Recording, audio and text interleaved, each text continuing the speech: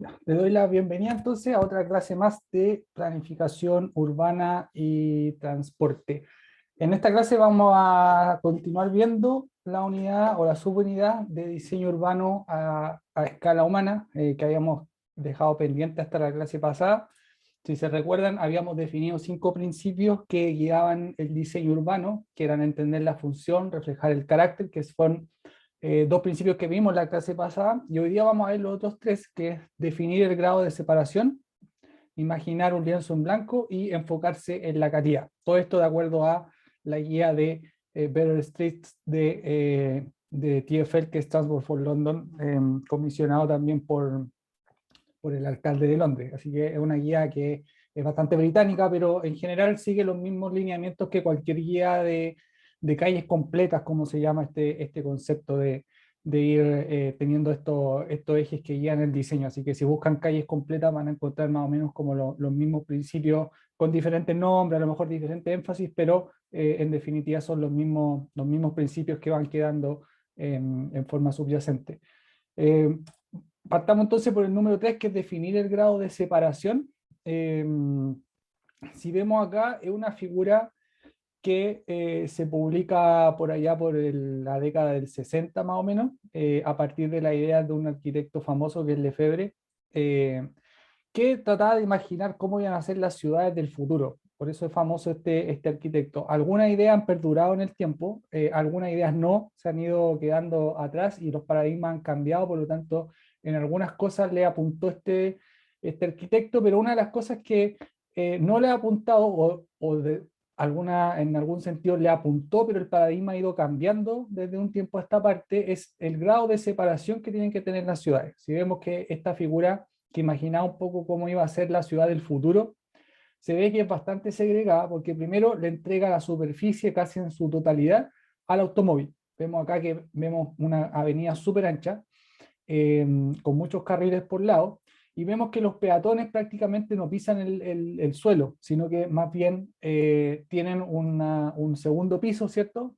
Tienen una estructura superpuesta sobre la red vial, donde caminan los peatones y se desarrolla toda la actividad peatonal, y por ejemplo acá vemos placas comerciales o de algún tipo de servicios donde los peatones pueden satisfacer sus necesidades, y también vemos un parque central, pero básicamente son como dos redes superpuestas una sobre la otra, con total grado de separación. O sea, en este sentido, los peatones jamás pisan el suelo, jamás interactúan con los vehículos motorizados, sino que el suelo se le entrega totalmente al uso del automóvil. Por supuesto, los edificios no sufren mayor cambio, solamente tienen que proveer ciertas conectividades a los peatones. Están estos puentes peatonales también que van atravesando esta avenida cada cierta cantidad de metros, pero definitivamente el grado de separación es total en este caso.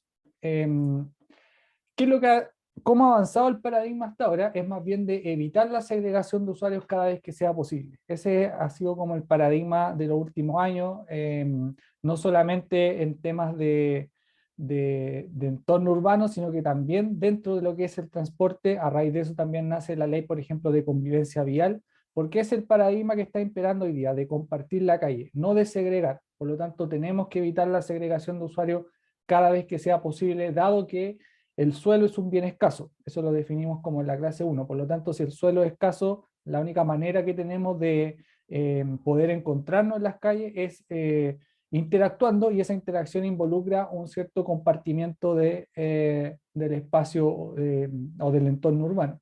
Por lo tanto, la introducción de segregación hay que hacerla solo cuando sea esencial para resguardar la seguridad, no tratar de segregar de por sí, sino que solamente cuando tengamos un tema de seguridad vial podemos introducir ese tipo de segregación. El supuesto principal acá cuando se comparte la calle es que las personas pueden pueden actuar responsablemente y toman riesgo en forma responsable. O sea, estamos confiando un poco en el criterio de las personas. Más de alguien dirá que el criterio de las personas no vale mucho, porque efectivamente hay personas, entre comillas, descriteriadas, pero la mayoría de las personas, o sea, eso no refleja el sentir de la mayoría de las personas, sino que estamos asumiendo acá que hay un supuesto de que las personas pueden actuar responsablemente y por lo tanto podemos compartir el espacio vial en forma responsable. Eso significa no actuar en forma imprudente o con alguna conducta imprudente frente a otro tipo de usuario. Yo creo que ese supuesto que se puede romper de alguna manera en varias formas, en la generalidad prevalece. ¿Ya? Por lo tanto, es un supuesto que podemos tomar como válido. ¿Qué es lo que vemos acá, por ejemplo? Esto es, bueno, no sé si lo reconocen, alguien que a lo mejor pueda reconocer este lugar. Vamos a hacer como la misma interacción que vimos en la última clase, vamos a tratar de adivinar los lugares que vamos presentando. ¿Cómo? No sé si es por Maipú o camino de Maipú a la cisterna, no estoy seguro. Efectivamente está más cerca de la cisterna que de Maipú. Más bien de la cisterna. Es Vespucio Sur, la cercanía del metro de la cisterna, un poquito antes al poquito al poniente, antes de llegar a la intermodal. Lo que vemos acá es un grado de separación súper alto y que basa ese grado de separación más bien en torno a la velocidad que toma la autopista. Tenemos autos circulando a 120 kilómetros por hora, por lo tanto, no es factible que a una velocidad de ese tipo tengamos un compartimiento de las calles con los peatones. Definitivamente sería súper peligroso, por lo tanto, se instauran estos grados de separación donde vemos por un lado que la autopista está totalmente confinada. Eso significa que están los carriles, también tenemos estos grandes bloques de cemento, de hormigón, pero también vemos rejas perimetrales, por lo tanto un peatón es difícil que pueda hacer ingreso a la autopista, está totalmente confinada. La única forma de que un peatón pueda cruzar de un lado a otro de la autopista es utilizando las pasarelas peatonales. ¿Qué es lo que significa esto en la práctica? Segregación total de los peatones en base a la seguridad vial, pero también más allá de la segregación entre tipos de usuarios, vemos una segregación total de la ciudad también. Si es que uno puede ver fotos satelitales, lamentablemente no tenemos muchas fotos a nivel de suelo, pero si es posible que ustedes hagan el ejercicio de ver fotos satelitales en Google Earth y vean fotos satelitales, por ejemplo, del año 2000, más o menos entre el 2000 y 2004, que hay fotos satelitales en Google Earth, van a ver claramente que Vespucio no era una autopista segregada, era solamente una avenida ancha, pero de alguna manera permitía esta porosidad a través de la misma avenida para un peatón que querría cruzar de un lado a otro. Eso ya no se puede hacer con esta autopista, sino que solamente por pasos designados como son las pasarelas peatonales. Y eso nos va segregando la ciudad finalmente. Cruzar de un lado a otro se hace muy difícil, por lo tanto, si es que antes alguna persona podía satisfacer sus necesidades en forma mucho más expedita, más accesible de un lugar a otro, por ejemplo, hoy día ya no lo puede hacer y lo más probable es que tenga o busca su satisfacción de necesidades en la parte donde está, ya sea al norte o al sur, o definitivamente no logra satisfacer esas necesidades y por lo tanto ahí sufre un deterioro en su calidad de vida o en su bienestar. Eso es lo que ocurre muchas veces con la autopista que terminan segregando las ciudades y por eso también las autopistas son tan malas en el sentido de inserción urbana. A lo mejor funcionan muy bien para el flujo vehicular y funcionan excelentemente para el traslado de bienes, ya sea por camiones o furgones, pero definitivamente para la calidad de vida de peatones o ciclistas o usuarios del transporte público generan esta segregación en la ciudad. Por eso las autopistas son altamente criticadas y básicamente no propenden a lo que hablamos antes de transporte sostenible, sino que son infraestructura más bien gris, como se le llama, que no ayuda o no colabora a enfrentar el cambio climático. Esta calle, a ver si alguien la reconoce.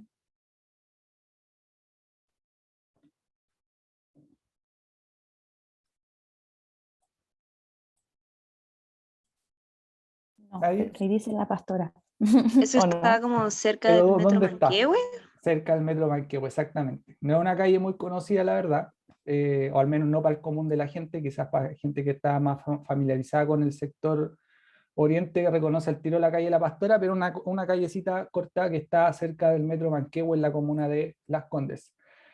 ¿Qué es lo que vemos en este caso? Vemos un paradigma totalmente distinto a lo que veíamos antes. Hay segregación, si bien existe, uno puede ver claramente cuáles son los espacios delimitados para lo que es peatón y cuál es el espacio delimitado para lo que es vehículo motorizado. Esta segregación no es total, o sea, estos pequeños pilares, ¿cierto? Permiten que la porosidad sea alta en el caso de los peatones y permite que la porosidad sea nula en el caso de los vehículos, lo que es bastante útil cuando uno tiene calles peatonales, porque los peatones tienden a utilizar todos los espacios disponibles. Y cuando tenemos bajo tráfico vehicular y también a bajas velocidades. Por lo tanto, es una calle que es totalmente integradora, no se ve ningún tipo de segregación. Si es que el flujo es bajo, uno puede cruzar perfectamente por la mitad de la calle y permite que los autos no se suban a la acera o estacionen en la acera, que es uno de la, entre comillas, de las pandemias que tenemos dentro de la ciudad. Los autos estacionados arriba de la vereda es tremendo, ya como que se ha perdido todo respeto por el peatón y cada vez vemos más autos arriba de las veredas. Así que este tipo de segregación previene que ocurran ese tipo de cosas. Como dice ahí, existe porosidad entre los distintos elementos permitiendo usos diferentes de movilidad. Algunas veces esta calzada efectivamente se comporta como calzada, por lo tanto la puede utilizar un vehículo motorizado o una bicicleta, o en otros casos cuando la vía está desocupada o los autos siguen circulando a baja velocidad, de repente igual puede utilizarse como parte de la vereda. Ya también vemos gente caminando en la calzada y no pasa mucho porque como hay baja velocidad no hay mayores riesgos de tener un accidente en ese caso. Acá tenemos otro ejemplo. No sé si se reconoce, este es mucho más fácil, porque es mucho más reconocible. La Daniel Cox con la Alameda. Ese Nathaniel Cox, cruce, la vuelta tremenda que hay que darse. exactamente, creo que lo habíamos hablado la clase pasada. Es Nathaniel Cox con la Alameda, efectivamente, frente al Palacio de la Moneda. Acá de fondo se ve el inicio del Paseo Bulnes. Y lo que ocurre acá es que en pleno centro de Santiago, en el que quizás es el eje principal de todo el Gran Santiago, y justamente como en la cuadra donde se concentra todo el poder político de este país, los peatones no tienen ningún tipo de prioridad, lo que es bastante curioso y quizás hasta triste de alguna manera, y también es un reflejo un poco de cómo han sido las políticas hacia los peatones, porque lo que ocurre acá es que los peatones están totalmente, no solamente están segregados, sino que los circuitos peatonales están hechos de forma de no molestar el flujo vehicular. ¿Qué es lo que ocurre si una persona quiere cruzar, por ejemplo, de poniente a oriente en este caso, desde una acera a otra? Lo que tiene que hacer es caminar hacia el semáforo que se ve ahí al fondo, que deben ser más o menos unos 50 metros, cruzar la calle, caminar otros 50 metros hasta acá y continuar su circuito peatonal, o quizás cruzar por el medio de la plaza y ahí ahorra un par de metros. Pero de una u otra forma, igualmente termina caminando más en sus circuitos peatonales. Por lo tanto, es bastante icónico, pero a la vez triste que en el principal eje de nuestra ciudad y en el punto exacto donde se concentra todo el poder político, no tengamos facilidades para los peatones o definitivamente se les relega a un segundo plano en función también de el flujo vehicular. La razón de esto es que el viraje de acá es un viraje que tiene bastante flujo y también incluye transporte público, por acá doblan buses. Por lo tanto, entre comillas, la seguridad, cierre comillas, del peatón se le hace caminar más. Obviamente no todas las personas eh, siguen estas indicaciones que da el diseño urbano, sino que hay personas que simplemente saltan la reja y cruzan la calle a la mala, como esta persona que está acá, que probablemente acababa de cruzar la calle y por eso está en ese lugar. Y lo que es también un poco curioso a esta altura es que Carabinero en este lugar pasa partes por peatones que no siguen las indicaciones y cruzan en este cruce prohibido. De hecho, acá hay un letrero que dice que el cruce está suprimido y si mi memoria no me falla, hasta hace un par de años atrás decía que efectivamente era susceptible de una multa, este letrero que está aquí. Y eso pasa en la práctica. Yo trabajaba muy cerca acá cuando estaba en metro. La casa matriz del metro está a una cuadra hacia el poniente y efectivamente vi varias veces que Carabineros ponía multa a los peatones que cruzaban la reja. Así que ¿Qué es lo que vemos en este caso?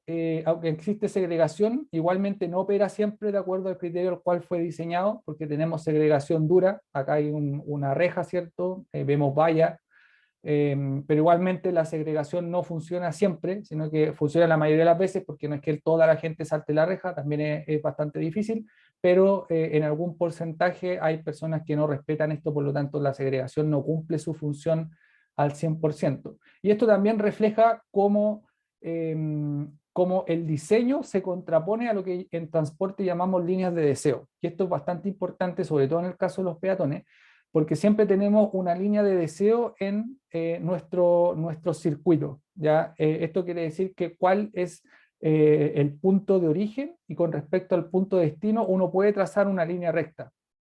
Esa es la línea de deseo, y esto también se va configurando también en la misma ruta. ¿Cuál es la línea de deseo en este caso? Cruzar de una vereda a otra. Por lo tanto, el movimiento natural en ese caso es hacer la línea recta de una acera a la otra. Esa es la línea de deseo que todo el mundo, que cualquier peatón tendría en este caso. Pero ¿cómo se contrapone el diseño con eso? Le hace dar un circuito que suma, podemos decir, casi 100 metros adicionales al circuito con respecto a la línea de deseo primitiva. Por lo tanto, cuando estemos diseñando para los peatones, siempre hay que tener en cuenta cuáles son las líneas de deseos peatonales, cuáles son estas líneas rectas que nos van definiendo, cuáles son los circuitos peatonales naturales, y diseñar en función a eso. Lo más probable es que cuando no diseñamos de acuerdo a las líneas de deseo, igualmente esto termina rompiéndose. Y eso se ve mucho, por ejemplo, en las áreas verdes. Cuando tenemos, por ejemplo, no hay senderos peatonales, ponen solamente pasto, y vemos cuáles son las líneas de deseo, coinciden exactamente con donde el pasto está más gastado, o definitivamente no hay pasto. Recuerdo que en Buchef había una línea de deseo muy clara que era en torno a la cancha. Cuando uno baja de lo que está arriba de la cafetería, y baja donde está el muerto, lo que uno quiere hacer es ir en diagonal hacia uno de los extremos de la cancha, ¿cierto? Porque uno no va como hacia el portón donde está la entrada de la cancha y después vira ya sea a izquierda o derecha para rodear la cancha, sino que uno se va en diagonal por ese mismo pasto. Y lo que ocurría antes era que ese pasto estaba muy desgastado. Ese sendero que marcaba la diagonal entre la escalera de la cafetería y alguna de las puntas de la cancha estaba siempre gastado. Por lo tanto, lo que se hizo después es, ahora ya está asfaltado, si es que mi memoria no me falla, hasta antes de la pandemia creo que lo había asfaltado, y por lo tanto ahí se consolida esa línea de deseo, que era como el circuito más natural que existe para salvar ese tramo. Muy poca gente hacía esa vuelta completa de llegar hasta el borde de la cancha y rodearla después hasta llegar a uno de los extremos. No, prácticamente nadie la hacía, todos pasábamos por arriba del pasto. Así que ahí teníamos una línea de deseo bastante marcada que finalmente se formaliza. Y probablemente estas líneas también que están frente a la plaza responden a eso. Justamente, dado que ya se les proporcionó un paso peatonal acá y la gente quiere llegar a la esquina, lo más probable es que estos senderos también se consoliden bajo ese prisma. O sea, tampoco están tan perdidos en ese sentido, solamente que están claro, despreciando la línea de deseo principal, que era esta que está marcada acá. ¿Cómo pega esto con el contexto del diseño? Sobre todo si estamos pensando, por ejemplo, en usuarios ciclistas. Depende todo del contexto, o sea, la infraestructura que vamos a proveer, por ejemplo, al usuario ciclista, depende siempre de cuál es el contexto en el cual estemos construyendo, diseñando. Por ejemplo, en este caso, que es una vía en la ciudad o sea, en el país de Holanda, o de Países Bajos, existen buenas condiciones para los ciclistas, por lo tanto acá podemos prescindir perfectamente de segregación. Vemos que hay una acera, bueno, hay un ciclista parado ahí arriba de la acera, pero al menos está detenido, así que no está incumpliendo ninguna norma. Pero vemos una calzada que es bastante generosa para los ciclistas. Perfectamente acá cae un vehículo a muy baja velocidad, hay señalética que lo indica. Esto indica que es una vía compartida, por lo tanto el automóvil tiene que dar o ceder el paso a los ciclistas, y eso también induce una baja velocidad. Como estamos hablando de pistas estrechas, y lo vimos en la clase pasada, o lo mencionamos al menos, pistas estrechas involucran automáticamente, porque es un reflejo inconsciente, que los automovilistas bajen la velocidad. Por eso también vale mucho la pena investigar qué significa diseñar una pista más estrecha en vez de una pista amplia. porque pistas más estrechas involucra siempre una baja de velocidad. Eso es automático, es un reflejo natural en los automovilistas. Por lo tanto, no siempre tenemos que diseñar pistas de 3,5 metros o de 3,20 metros. Se pueden diseñar, por ejemplo, pistas de 2,5 metros y ahí al tiro ya ganamos 1 metro, con lo que podemos hacer ciclovía o podemos ensanchar la acera. Siempre hay que ir jugando con eso, y el ancho de las pistas no siempre tiene que ser lo más ancho posible, sino que puede ser un poquito más comprimido para dar espacio a otro tipo de cosas.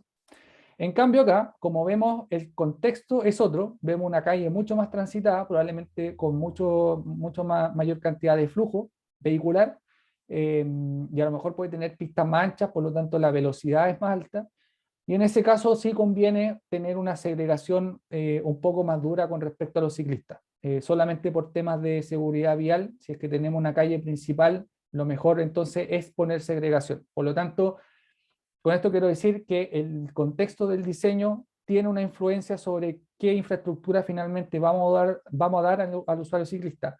La idea no es llenar, por ejemplo, todas las calles de Santiago de ciclovía. Eso sería no sustentable en términos económicos, pero tampoco tendría mucho sentido hacerlo, porque hay calles que definitivamente no necesitan ciclovías, pueden tener más bien algunos artefactos de tráfico calmado y bajar la velocidad para compartir la vía.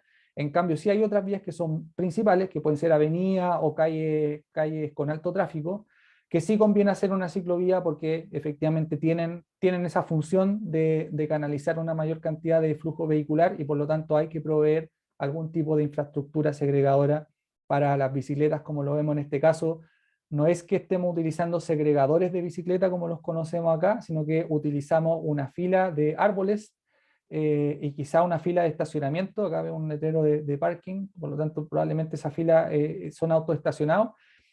Son pequeños trucos para ir ganando espacio y para instalar una ciclovía. Vamos a ver, por ejemplo, en la última parte del curso, en la experiencia de Nueva York, cómo se fueron utilizando estos pequeños trucos de segregación de tal manera de hacer una ciclovía sin invertir en modificaciones grandes de diseño, sino que simplemente se reordenaban los espacios y, por ejemplo, se ponían una fila de estacionamiento al lado de la mediana y no en el borde de la solera, de tal manera de despejar esta zona y dejar una ciclovía segregada. No con la segregación que conocemos acá, con topes de goma o topes de hormigón, sino que utilizando la misma fila de estacionamientos como segregación. Vamos a ver un par de esos trucos más adelante cuando veamos algunos casos prácticos.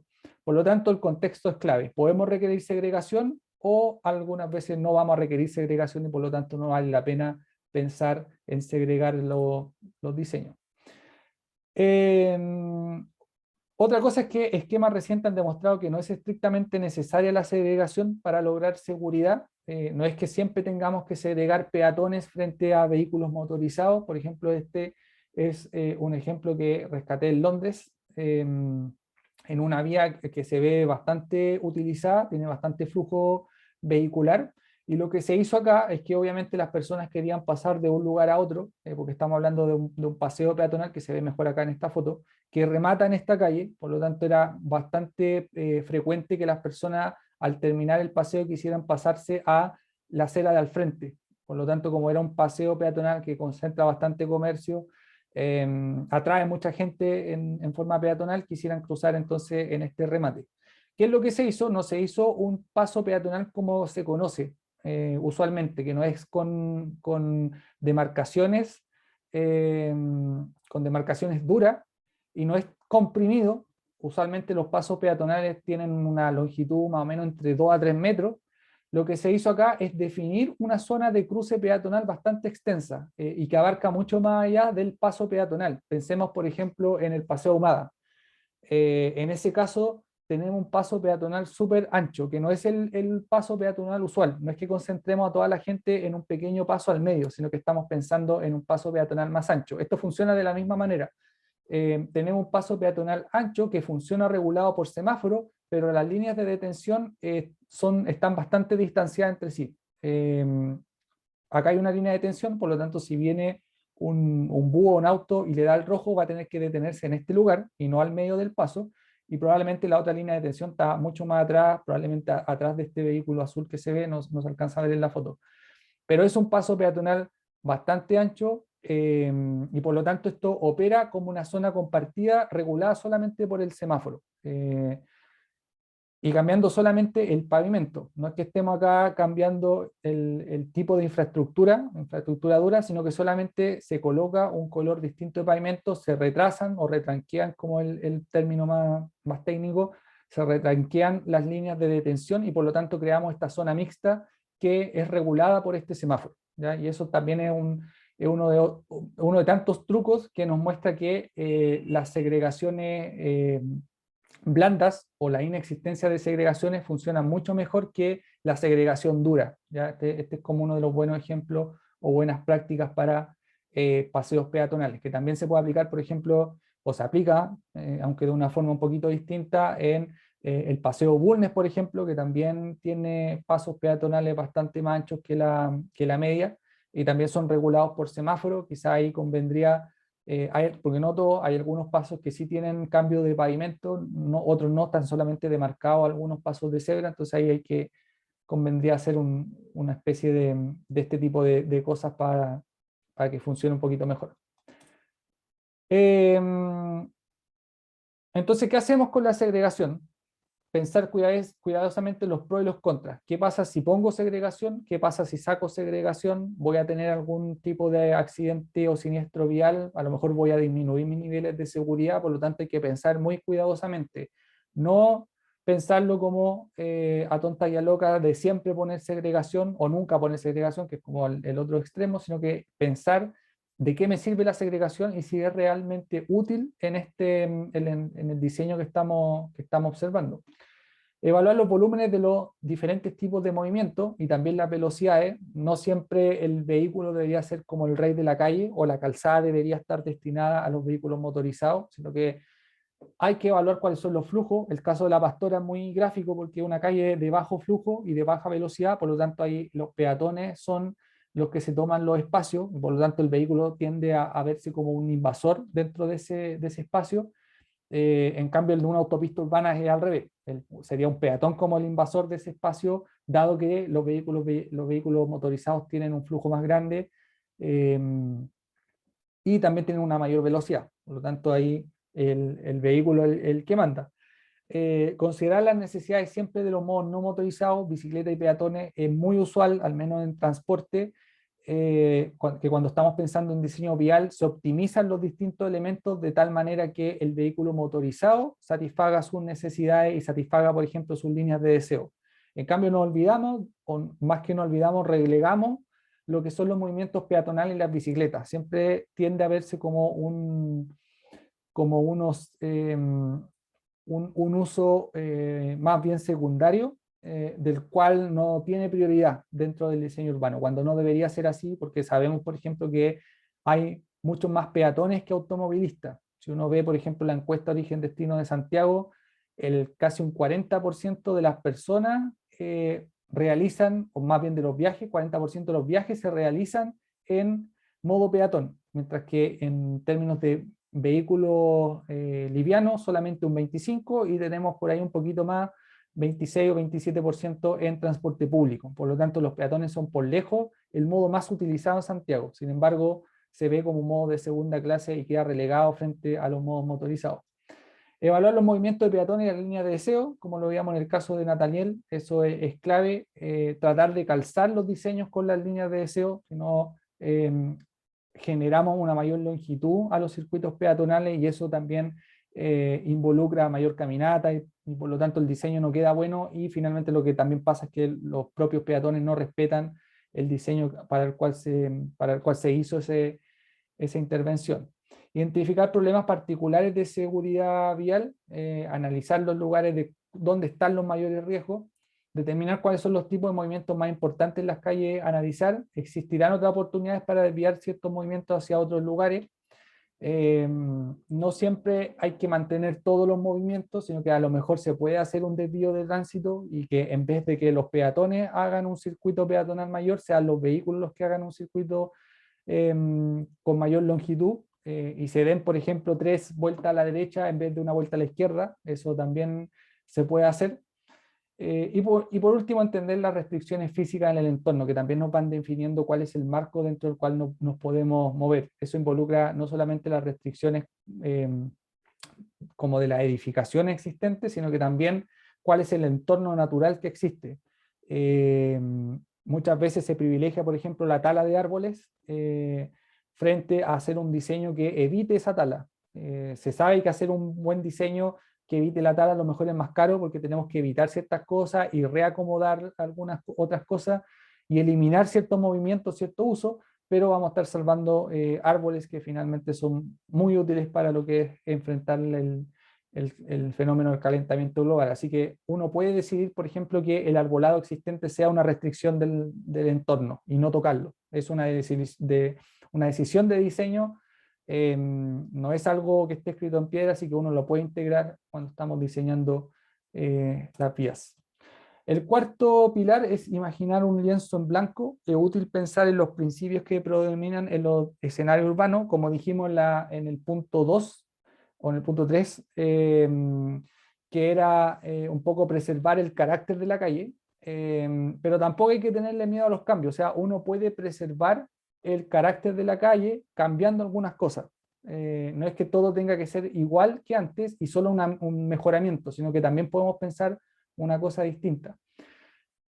Como dice ahí, hay veces en que es posible alterar el cuadro solo utilizando otra paleta de colores. O sea, de repente cambios muy pequeños provocan usos distintos y bastante, bastante bueno para el uso diario o frecuente. Por ejemplo, acá otro ejemplo de Londres en Camden Town, que era digamos que es como una especie de barrio Bellavista, muy carretero. Hay muchos pubs y funciona hasta muy altas horas de la noche, con mucha juventud, muchos turistas. Así que pensemos que es muy parecido al barrio Bellavista en ese sentido. ¿Qué es lo que pasaba acá? Que había una alta segregación. Vemos que está rodeado de vallas peatonales, por ejemplo. Los pasos peatonales están demarcados, funcionan por semáforo. A lo mejor es muy seguro, pero sí hay movimientos un poco extraños. Por ejemplo, una persona que quiera ir de acá a la otra esquina tiene que pasar por una isla peatonal y pasar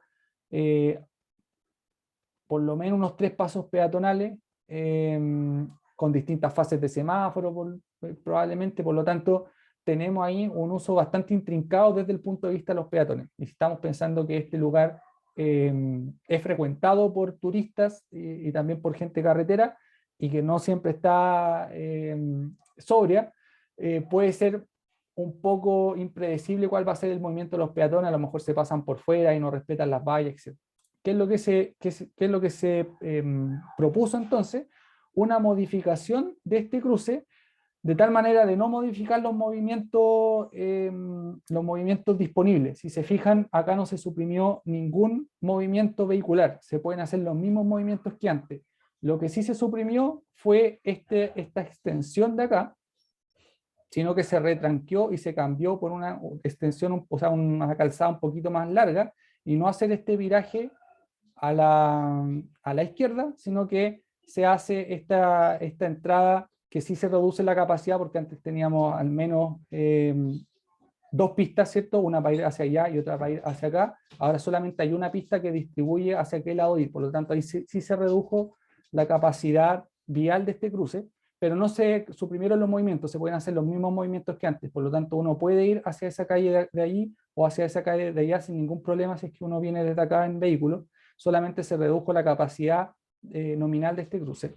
Pero los movimientos siguen existiendo y se suprime entonces esta isla peatonal, y por lo tanto, si es que un peatón ahora quiere cruzar desde este lado hacia el otro, acá está la estación del metro, así que toda la gente sale, la mayoría de la gente que llega a este lugar sale desde esta estación, solamente tiene que cruzar en 2 cruces peatonales, y últimamente, antes de venirme yo de allá, ya veía que había un cruce tipo Londres, por lo tanto, o sea, tipo Tokio, por lo tanto daba el verde peatonal en todos los sentidos y era usual ver peatones cruzando en diagonal. ¿Ya? Eso también, aparte de una intervención en diseño, diseño urbano y diseño estético, también había un rediseño operacional del cruce que permitía cruzar en todos lados, en todas las direcciones a los peatones. Por lo tanto, ahí ya le estamos ahorrando mucho tiempo al usuario peatonal.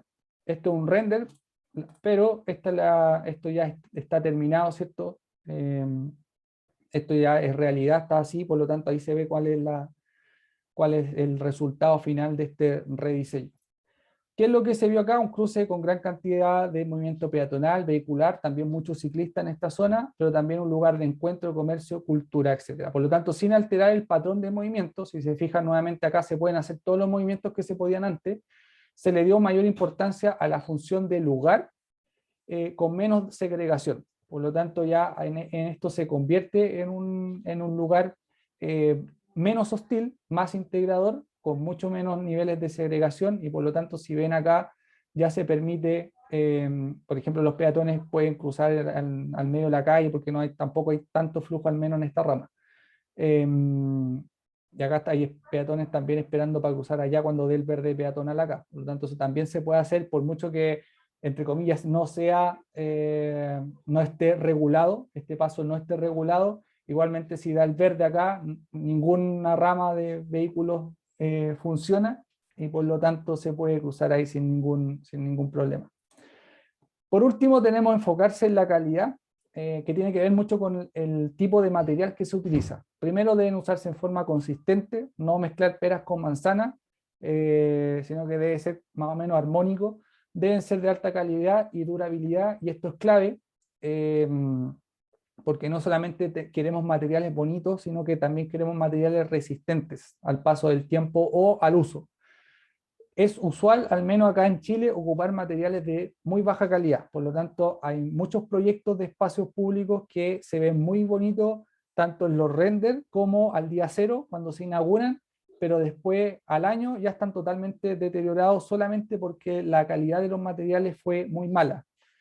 En ese caso, hay que privilegiar más bien los materiales que tengan buena apariencia, pero también de menor gasto en mantenimiento y reposición, que eso es una cosa cara de lograr. Por lo tanto, acá el mensaje es gastarse un poquito más de lucas a cambio de tener materiales resistentes y también que tengan buena apariencia. Y en eso no somos tan buenos definitivamente, porque acá siempre las lucas escasean y obviamente se piensa hacer como el mismo resultado final a cambio de una menor cantidad de dinero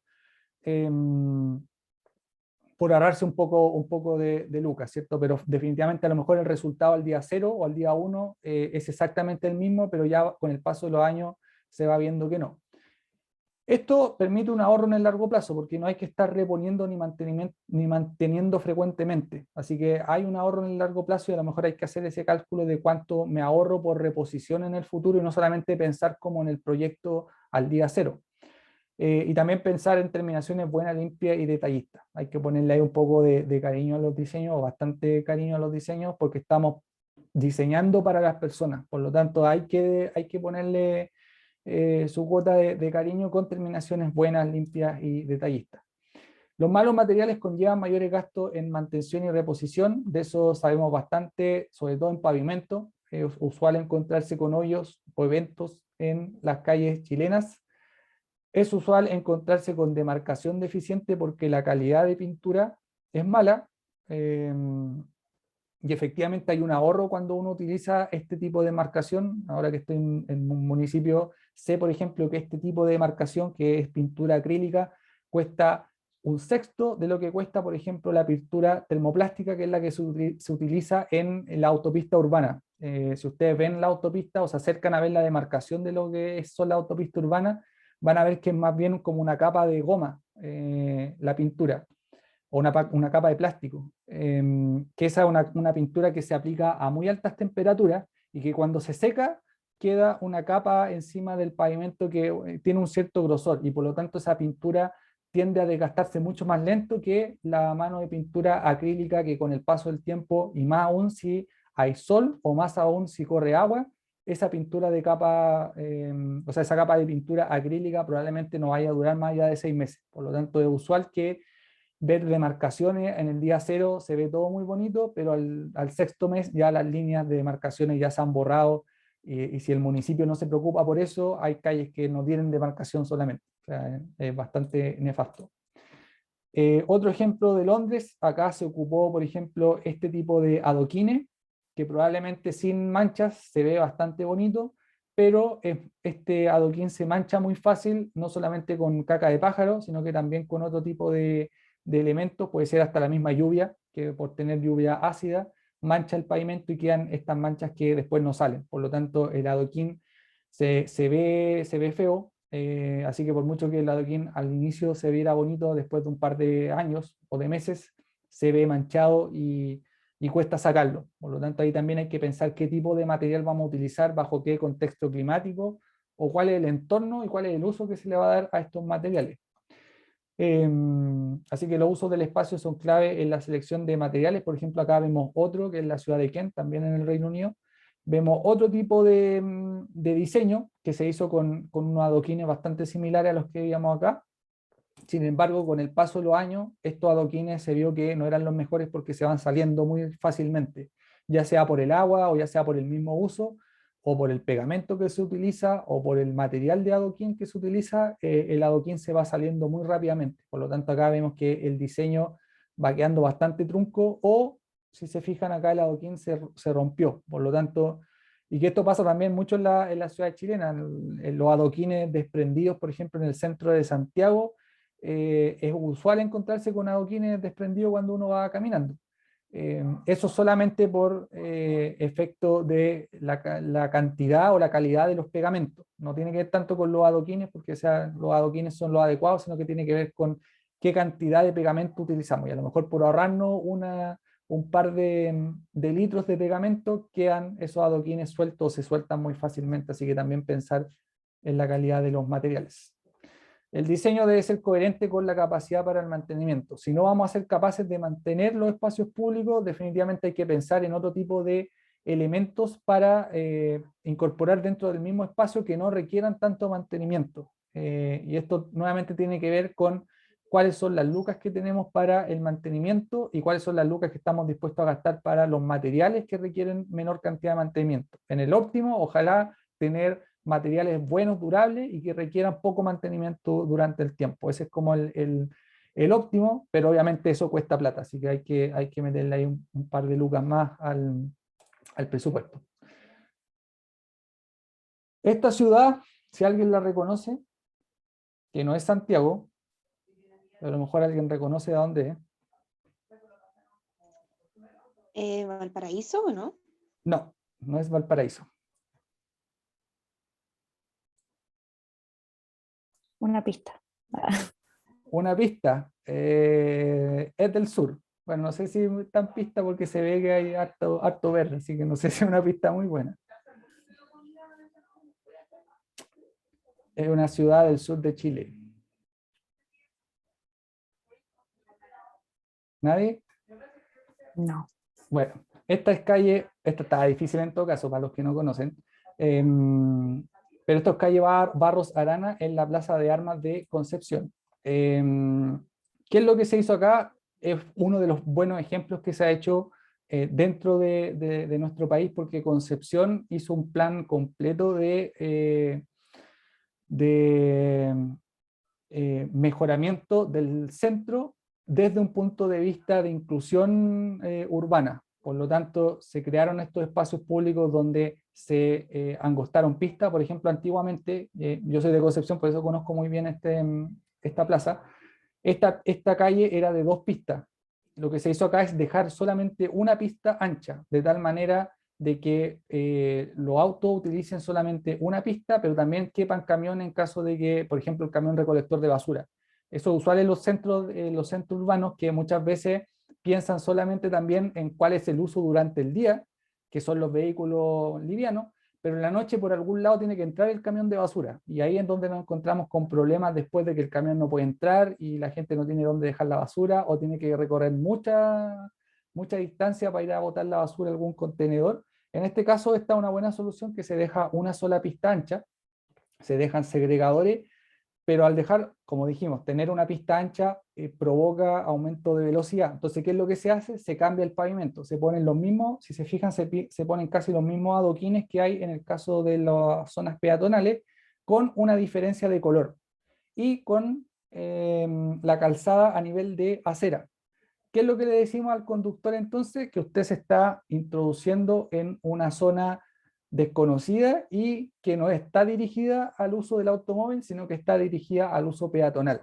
Obviamente nosotros sabemos que esta es calzada y que los vehículos están habilitados para andar por acá, pero estas señales desde el diseño, no solamente desde la regulación, porque acá, si se fijan, no hay como un cartel que diga velocidad máxima 30 y vamos a multar si aumentan la velocidad. Solamente estamos cambiando condiciones de diseño, que son los adoquines y poner nivel de acera, la calzada.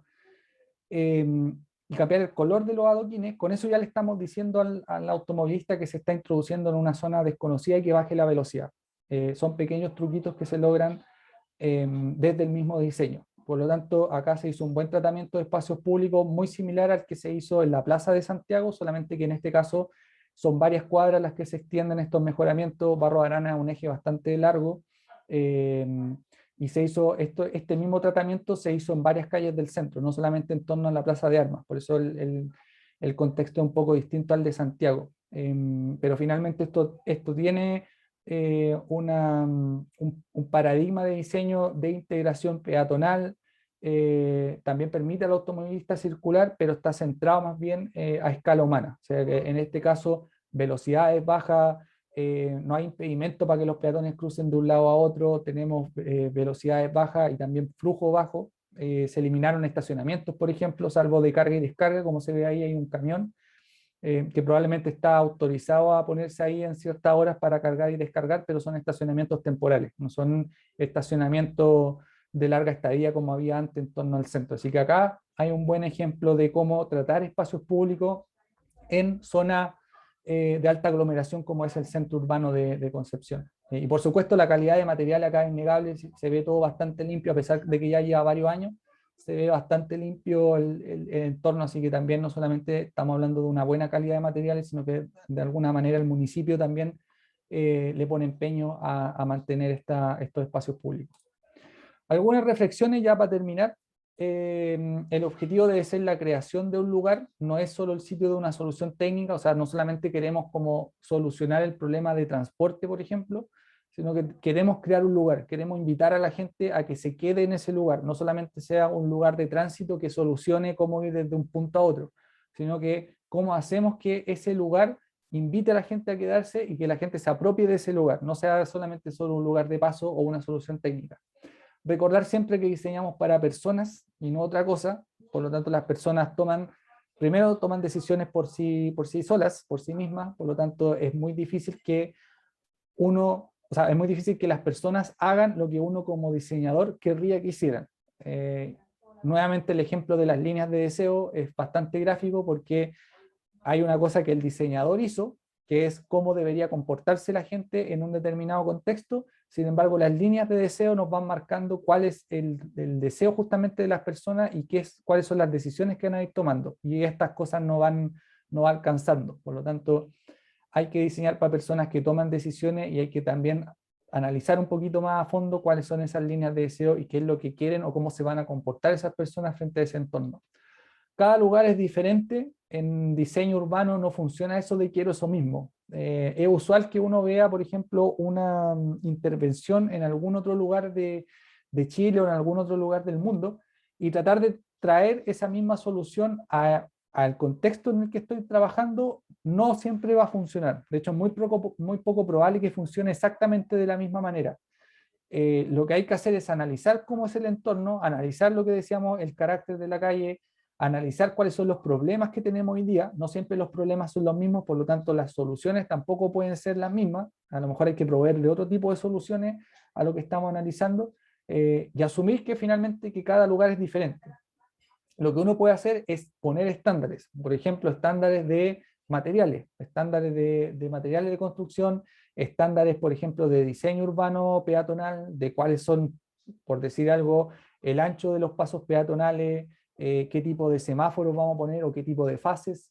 Ese tipo de estandarización es buena, pero la homogenización no. O sea, decir, por ejemplo, que todos los semáforos deben ser iguales o siempre los materiales deben ser los mismos, definitivamente no, porque cada contexto es distinto. Lo que uno puede hacer es poner estándares, por ejemplo, en el tipo de adoquines, pero definir que el adoquín siempre debe ser el mismo en todo Chile, definitivamente eso no va a funcionar porque tenemos climas más cálidos, tenemos clima más lluvioso, tenemos clima más seco y por lo tanto el mismo tipo de adoquín no va a funcionar. Lo que quizás podríamos decir es que el adoquín tiene que tener ciertos tamaños, por ejemplo, y ciertos grosores, cierto color, pero lo que no podemos hacer es que el mismo material funcione bien para todo Chile, no va a funcionar, definitivamente no, porque hay que poner estándares, pero no homogeneizar las soluciones. Hagámoslo bien, no a medias, somos re buenos para hacer las cosas a medias, proyectos que se quedan a la mitad y que después alguien los va a arreglar, somos re buenos para eso, pero ahí hay que instaurar como otra manera de funcionar desde la planificación y el diseño. Cuidado con los eslóganes simples y la última moda. Con esto, muchos resquemores, por ejemplo, con las modas de Smart Cities, por ejemplo, o con lo que se llama ahora urbanismo táctico, que está muy de moda, que es simplemente poner un macetero y algunas bancas con colores, ¿cierto?, en algún lugar. Se puede hacer eso, pero tiene que ir dentro de un contexto más grande, que es qué es lo que queremos lograr con eso. Queremos que la gente deje de estacionarse solamente en ese lugar, o queremos que la gente se apropie, por ejemplo, de un lugar como el Paseo Bandera, por ejemplo. Por lo tanto, hay que tener mucho cuidado con esos eslóganes simples y la última moda, como dije, el Smart Cities es como el término que se me viene más a la cabeza. Ahora último también apareció la ciudad de los 15 minutos, que todo el mundo quiere propender a la ciudad de los 15 minutos, que significa que uno debería pensar la ciudad para que cualquier persona pudiera satisfacer sus necesidades en un radio de 15 minutos caminando. Ahora, eso se puede lograr perfectamente en ciudades intermedias, quizás en ciudades más complejas como Santiago, que ya están extendidas y que son funcionales unas comunas con otras. No vamos a poder ser capaces de tener una ciudad de 15 minutos dentro de Santiago. Por lo tanto, también hay que tener cuidado con esos eslóganes de última moda que los traemos usualmente de afuera, pero también hay que ver cuál es el contexto donde lo vamos a aplicar. Y por último, yo esta es una recomendación, sean o no, bueno, todos acá van a ser ingenieros, pero sean o no ingenieros de cualquier profesión, y también sean o no transportistas en particular, lo que hagan, siempre vayan a terreno, salgan más, caminen, recorren, paseen, vean los contextos, no se queden en la oficina. Esa es una recomendación que yo siempre hago. Lo mejor para la ingeniería es que los ingenieros salgan a conocer dónde van a hacer sus proyectos. Es muy fácil caer en la parte más técnica, ¿cierto? Y planificar o diseñar desde el computador en un escritorio, pero si uno no conoce para qué va a diseñar, qué tipo de personas va a utilizar esos diseños, cómo se comporta eso en un contexto mucho más amplio, cómo es el clima, por ejemplo, si estamos pensando en transporte, cómo es la accesibilidad, cómo accede la gente, si van a llegar en vehículo privado, van a llegar en transporte público, van a llegar caminando. Todas esas cosas las van dando más bien en la salida a terreno. Así que salgan todo lo que puedan a terreno mientras estén haciendo su práctica profesional y después sus respectivos trabajos. Recorran todo lo que puedan y después se ponen a diseñar con todo ese conocimiento. Conversen con la gente también, la gente que vive en un lugar o que usa algunos lugares recurrentemente, probablemente tienen mucha más información de la que exista desde la captura de datos, la que exista documentada. Así que también salgan, recorran, paseen y hablen con la gente que hace muy bien para este tipo de cosas, sobre todo en ingeniería. Eso, chiquillas, chiquillos. Queda espacio para algunas preguntas, dudas, comentarios. Profe, yo estuve pensando que ahora con la clase me he dado cuenta que el hecho de disminuir, por ejemplo, el ancho de las calles implica una disminución como significativa en las velocidades de los autos. Pero ahora como viendo las fotos como de distintos lugares, me acordé de Valparaíso, que tiene como unas calles que son súper angostas y aún así la velocidad es como muy alta.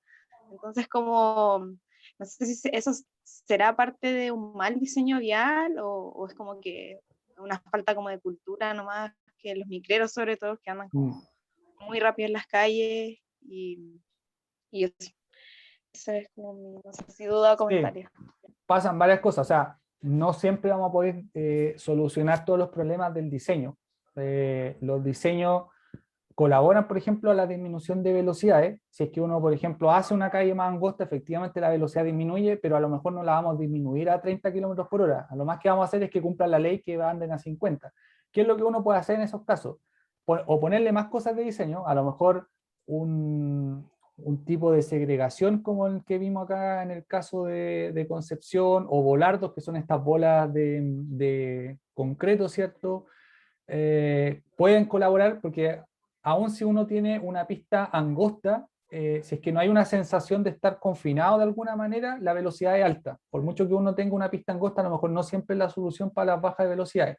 Pero si uno pone este tipo de segregadores, por ejemplo, ya da la sensación de que estamos confinados y por lo tanto el automovilista tiende a, a bajar la velocidad. Pero como digo, el diseño no es siempre la solución, no es que siempre vamos a lograr bajar la velocidad. Y ahí viene todo lo que es el tema de fiscalización. A lo mejor tenemos que seguir empujando la ley CATI, ¿cierto? Que es la ley de Centro Automatizado y Tratamiento de Infracciones de Tránsito, para poder fiscalizar en forma un poquito más tecnológica y más automatizada el tema de las velocidades. Hoy día tenemos un problema de velocidad en Chile. Prácticamente en ninguna ciudad o gran ciudad se respeta la velocidad máxima de 50 kilómetros por hora en zona urbana. Hoy día es fácilmente ver autos a 60, 70, hasta 80 kilómetros por hora andando en zona urbana. No podemos tener un carabinero en cada esquina con pistola fiscalizando, y la solución para eso, y que se ha visto en otros países, es tener fotorradares. Por mucho que no nos guste, son la solución tecnológica a la baja de velocidad en algunos puntos específicos. Y lo otro ya tiene que ver con educación vial. Acá en Chile se hace muy poca educación vial. Siempre hemos creído que, al menos desde el mundo transportista, que la educación vial debería partir por los colegios. Así como tienen ramos de educación física, por ejemplo, tener un ramo de educación vial, quizás no un curso completo, pero sí alguna hora dedicada a educación vial para educar a los niños, niñas y adolescentes. Y eso también después se ha visto que se traspasa a los papás, porque son los propios niños un poco los fiscalizadores. Se ha visto empíricamente en otros lugares. Por lo tanto, hay un espacio ahí para poder mejorar en temas de educación vial, y que logremos compartir la calle como se querría a partir de la ley de convivencia vial. Pero hay varios elementos que van jugando. Como digo, el diseño puede colaborar de alguna manera, como lo hemos visto en varios casos a lo largo de estas dos clases, pero definitivamente no es como la bala de plata. No vamos a solucionar todos los problemas de velocidad con diseño, ni todos los problemas de integración con diseño, sino que esta es una cuestión bastante más grande y que hay que mirarla en forma más integrada. Habrán otras soluciones de fiscalización o de educación vial, quizá un par más, pero todo ayuda finalmente. Así que, como vimos en estas clases, el diseño también puede colaborar y mejorar la convivencia vial en algunos sentidos y en algunos contextos particulares.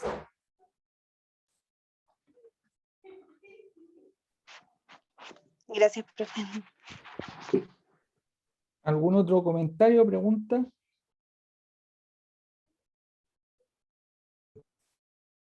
Profe, ¿algún lugar de Santiago que le guste más, que cumpla con estas condiciones de buena convivencia, por así decirlo?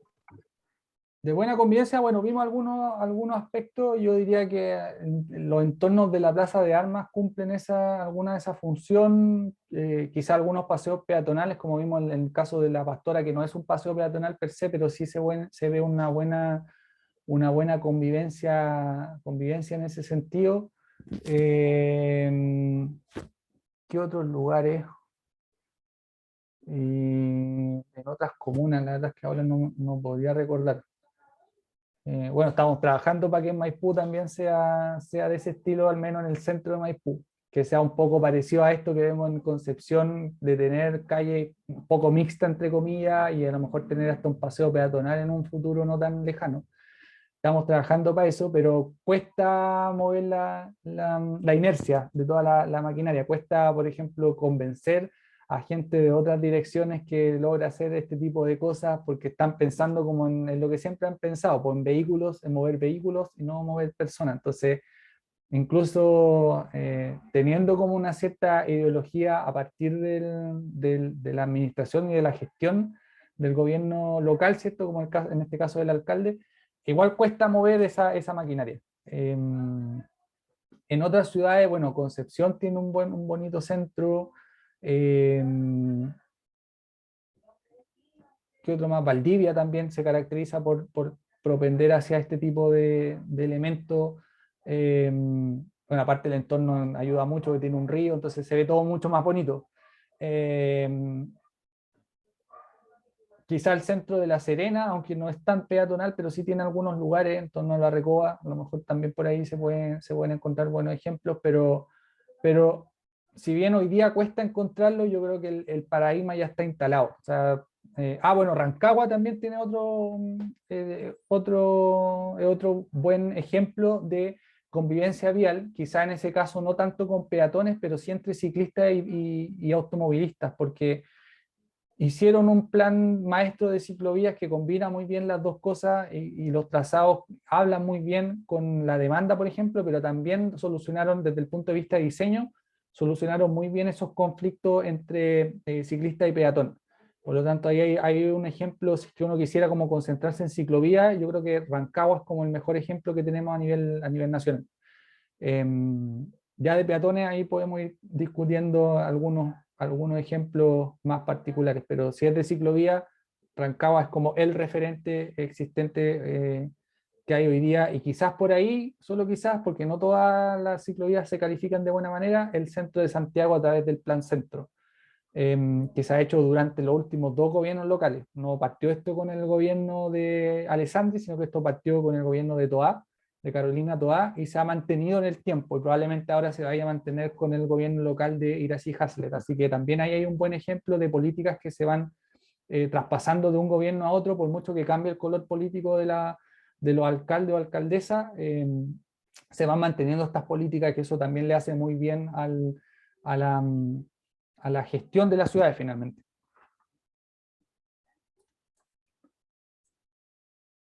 Bueno, eso, chicos, chicas, así que lo dejamos hasta acá. Recuerden que la otra semana estamos, o ustedes están de vacaciones, yo no, pero ustedes sí, así que tengan un bonito 18, bien celebrado, cuídense mucho del COVID y ya nos vemos a vueltas de vacaciones la semana del 20, ahí seguiremos con las clases y seguiremos con esta unidad porque todavía nos queda un par de cosas por ahí. Así que tengan un buen 18 y nos vemos a la vuelta.